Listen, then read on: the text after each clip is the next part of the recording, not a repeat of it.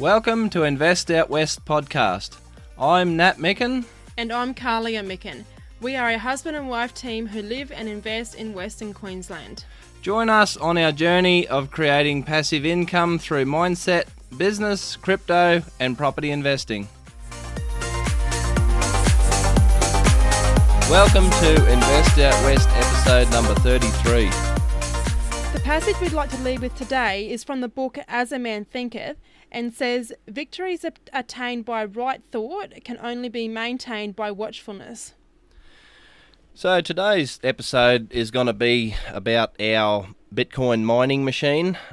We've been going to do this episode for a while, and we decided that we'd do it because our mining machine has been in operation now for just over 12 months.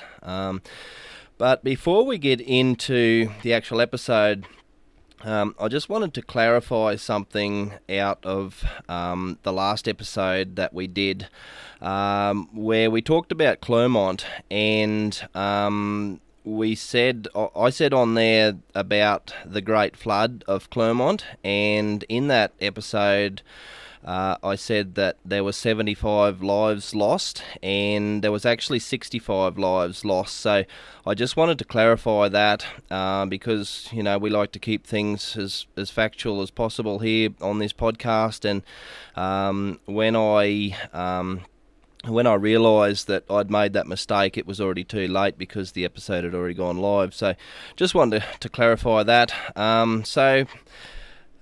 Getting into our Bitcoin miner. So in episode 3 of this podcast series, we talked about buying this mining machine at the Melbourne Crypto Convention, which was in November 2023, and we bought this machine there, and it went online about the 4th of December, and we started to get paid Bitcoin in January of last year. So been going for 12 months, so we thought we'd jump on here and talk about the performance of the machine, how much Bitcoin it's made, and what that Bitcoin is worth at today's prices.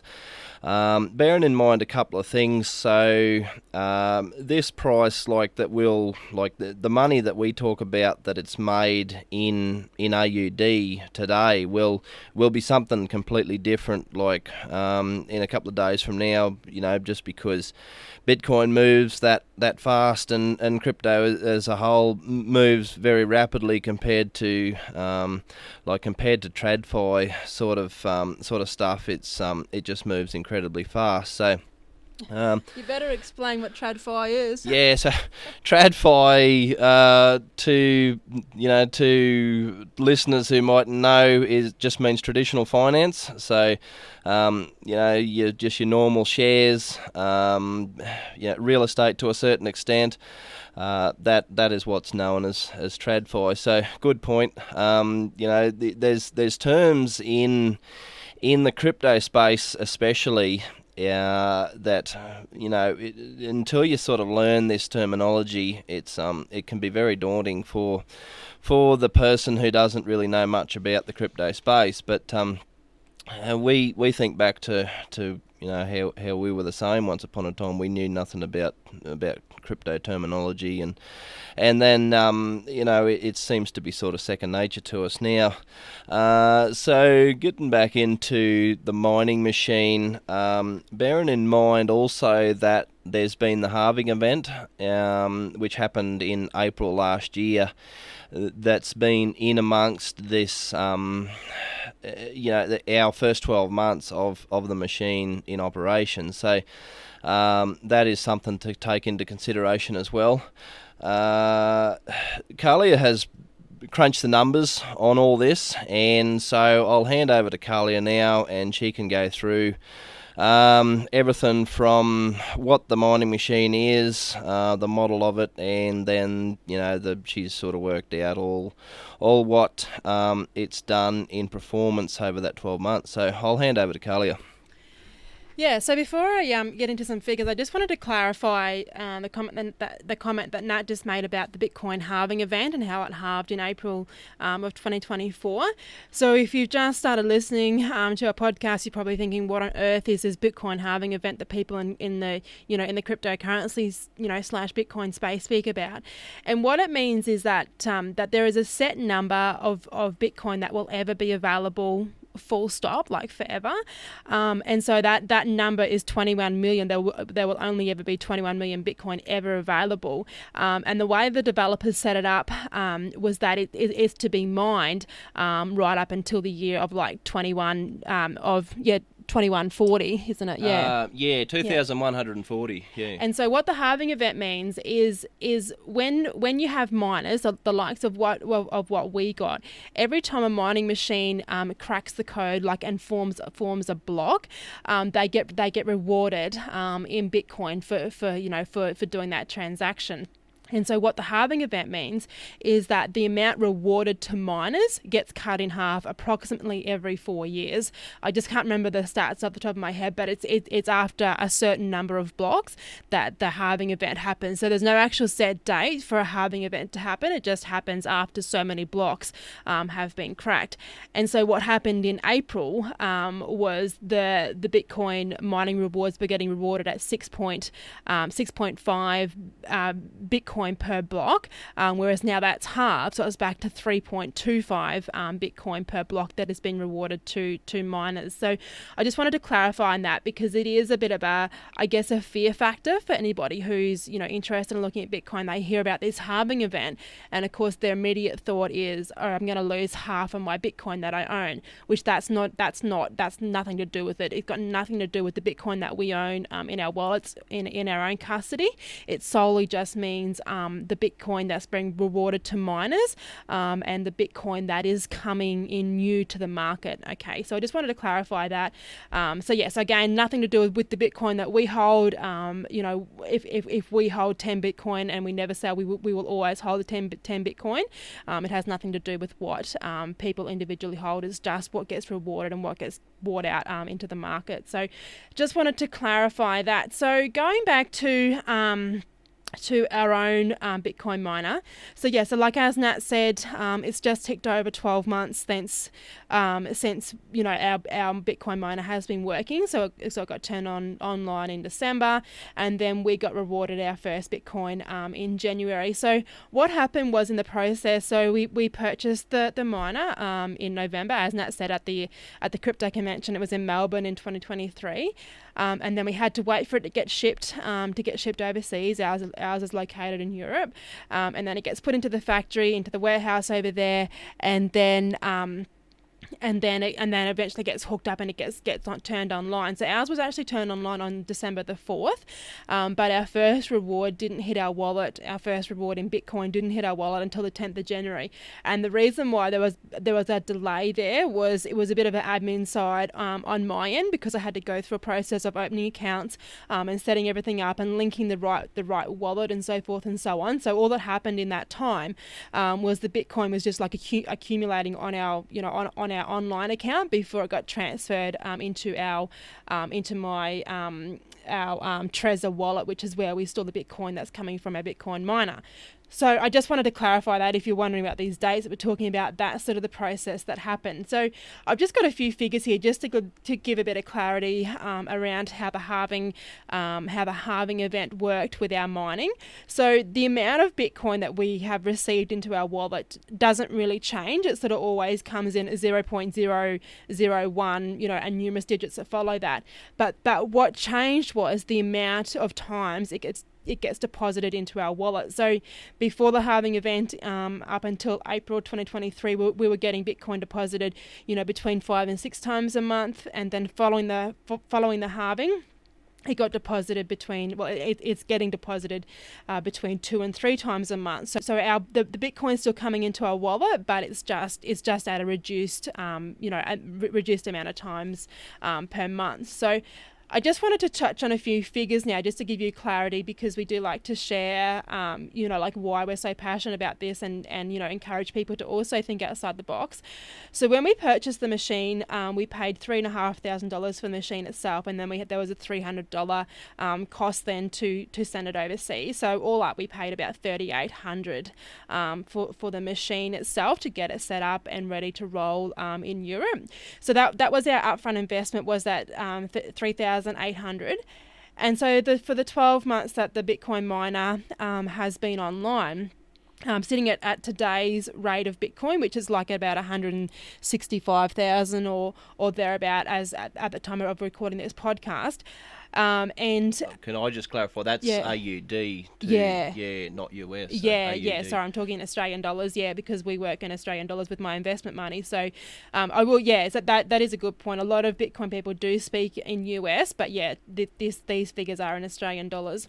So 3,800 of an investment, and sitting at the value of Bitcoin today in Australian dollars, we've got about 8,700 Australian dollars worth of Bitcoin sitting in our wallet that miner has generated for us. Now, the way it works is how do we pay the power to run our miner? And to clarify, you might have been wondering why I said that our Bitcoin miner got shipped to Europe. So that's because the power prices overseas are way better than what they are in Australia. For people to run miners here in Australia, it's simply not worth their time because of the high energy costs here in Australia. And it's quite sad to see, because the Australian economy is missing out on so much that could be happening because of the high energy prices here. But what happens is every month I get an invoice from the company who hosts our miner. So we bought our miner through an Australian company, of course, at the crypto convention, and they send me an invoice once a month with how much power our miner will use for that forward month. And so you're looking at anything from sort of $230 to $260 a month that I pay to keep our miner active and online over in Europe. So going over the 12, 13 months that our miner has been switched on, we've paid about $3,800 in power fees. So about $3,800 to purchase the miner and get it set up, and about $3,800 in the last bit over 12 months to pay for electricity costs. So that comes to about $7,600, and as I said, we've already made $8,600. So we're sitting $1,000 in front. But I want to clarify too the fact that we paid we paid $3,500 for the machine itself. The value of that machine, we haven't actually had it priced, but we were talking to the same company at the 2024 Australian Crypto Convention, and he said if we were to buy that machine new, you'd be looking at probably not quite double, so not quite double that amount. So for us to go and sell off our second-hand machine would be worth more than what we paid for it new. So we've cleared $1,000 in profit, but we've still got the asset sitting there, which is making a massive return for us. So that's sort of the numbers that I had written down here. So I'll hand you back over to Nat for him to continue. Yeah, that was sort of fairly in depth. Some of them numbers that Kahlia had crunched. I just wanted to clarify. I think Kahlia said on there that the reward block went from 6.5 down to 3.25, and it just didn't sound right to me, so I just quickly looked it up while Kahlia was speaking, and yeah, it's actually it went from 6.25 down to 3.125 that per block at the moment. So I just wanted to clarify that. Yeah, look, we're definitely happy with this machine's performance. When we first bought that machine at the Melbourne Crypto Convention in 2023, we sort of didn't really know anything about mining at that stage. It just seemed like that it was just sort of reserved for the rich and famous, I suppose you could say, for want of a better term. And it was sort of just looked like completely out of our league. Those of us who don't really understand the game. But when we found this company that offered these machines, and they do all the moving and shaking, and we just sort of buy the machine and simply we just give it, like, we basically all we did was buy the machine and then give it to them to do the rest. And we've never actually laid eyes on that machine. We just had to pay for it, and they do the shipping and the installing in the like in the warehouse where the machine is actually held. And it just made it so much simpler for us. And I actually talked to another fella at the convention who was a customer of these machines from this particular company himself, and he just said to me, like, he said, I don't understand how it works. He said, I don't want to understand how it works. He says, all I know is that Bitcoin drops into my wallet every month. And I said, well, that's exactly what we're looking for, and that's our experience has been exactly that. We don't understand how the mining process works. We've got more things to focus our mental capacity on than try and understand every part of the process. So we can just sort of give this to these, to this company, and they do the rest. So it makes it so much easier too for just everyday people who aren't even in the crypto space at all. Like, we've got some idea because we're involved in crypto, but it doesn't exclude anybody from getting into mining Bitcoin with this type of process that we did. So yeah, like I say, couldn't be happier with how it's performed. And like Kahlia was saying about selling the second hand, like if we went to sell it, that is something that we are still open to. So these particular machines have about a 4-year lifespan, and after that they pretty much throw away because they become too they just become too expensive, too uneconomical to fix, and so you sort of you're encouraged to just sort of throw them away after about 4 years once they start to have problems. So we were told when we bought this machine that we could probably sell it at about the 2-year mark as a half-life machine, and probably get more for it than what we paid. So that is still something that's definitely on the cards for us. I actually talked to the fellas who we bought it off at the last crypto convention about that very thing, and they said, yeah, it'll probably rise more in value yet at the peak of the bull market, and so, which is probably another few months away. So we'll probably look at selling it as a half-life machine, and we'll probably just hang on to the Bitcoin that it's mined, and we'll be able to sell it off to sort of cover some of the costs that have been associated with the power bills and that sort of thing while it's been in operation. So we actually haven't sold any of the Bitcoin that it's mined up until this point. We've kept it all. So yeah, so I just wanted to sort of mention that we possibly will be selling it later on, and then we'll once the bull market's over and we're in the depths of the bear market and nobody's wanting to think about mining Bitcoin at that particular time, then that's when prices on mining machines are at their lowest. So we'll probably buy one again, a new machine, and good to go for another couple of years again. So, and just keep that process going. So yeah, that's about all I had to say. Kahlia, do you want to add to that? Yeah, I just wanted to touch on like a bit about why we've got this mining machine, and a little bit about diversification. So as I touched on before, by the time you add up the cost of the machine, the freight to ship it overseas, and the cost of the electricity that we've paid, what the machine has generated up until this date is in profit already. So it's paid for the machine, it's paid for all its electricity, plus it's given us profit. Okay, and so when you punch that into a yield calculator, it blows the figures out of the water, because there's not much else that you can buy that will pay for itself, plus pay for its expenses, plus give you profit, all within 12 months. And so it's just like a really, really easy and I guess even affordable asset class to tap into.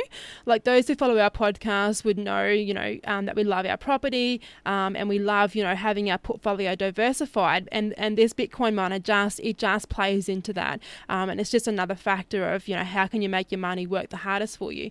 And what I want to touch on too is that these figures, of course, as we know, like the high volatility that comes in the crypto market, these figures are on today's price. And I mean, there's predictions of what the Bitcoin price will go to, over even the next 5 years.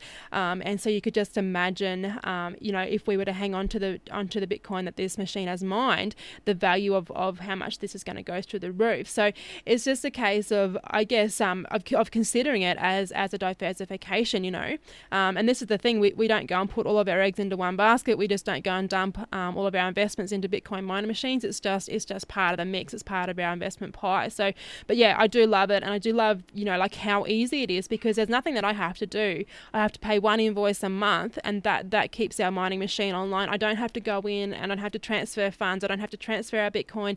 It just, once you get the setup process finished, it just lands in your wallet consistently moving forward. So there is, like, to be honest, there is no admin stuff from my end except for paying for one invoice a month. So really easy, like it's such, I guess, easy money to make.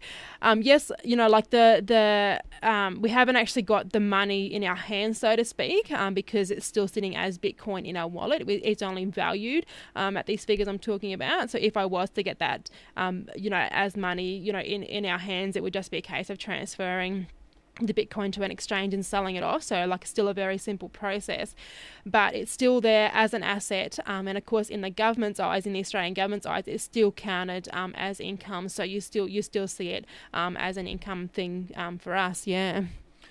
Yeah, definitely. Like Kahlia was just saying, the simplicity of it is what's really, really good for us. There's in the crypto space, a lot of people sort of say, you should be just routinely buying Bitcoin, especially just in a say so much a week or so much a month or whatever. But this doesn't, like, with this type of process, you don't even have to do that. It's just it's your upfront payment on your machine, and then like Kahlia said, it's just that routine payment of the electricity bill, and we don't even have to think about the Bitcoin side of things. That just keeps dropping into the wallet while we're asleep. So that simplicity is just sort of what really is the selling point of this type of process, I believe. So yeah, and it's a compounding effect as well. Like it's not just like as though we went out and we bought what did they say, 3,800 worth of Bitcoin. We went out and we bought the miner, and so like that's compounding over time. It just wasn't one investment. It's a compounding thing, and that's such a big part of it. It's not dormant, but it grows. Like every single month, the investment is growing. Yeah, that's what's different about the mining machines, I believe, to just normal, stuff that the consumer buys. Like you might just go and buy a car or something that loses 30% the moment you drive it off the showroom floor. Whereas this machine has only increased in value as time's gone on. So you're winning there. You're winning that it's producing the Bitcoin, and you're also winning that the Bitcoin is appreciating over time as well. So it's definitely definitely something that I would encourage people to look at. Definitely not financial advice, but it's just so simple and so effective that we're really, really happy with it. So Did you have anything to add before we wrap up? No, I think I'm pretty done, yeah. And I'll just touch on that too. We should have said it at the start, but yeah, nothing's ever financial advice. It's just us sharing our story and our experiences to encourage others to think outside the box as well, yeah. Yeah, definitely. No, look, that's pretty much all we've got here, and just wanted to give people a bit of encouragement that Bitcoin mining isn't or doesn't have to be a scary thing that only the few can do. It's with this type of process, it's available to anybody. So. Look, we'll catch you in the next episode and keep living the dream.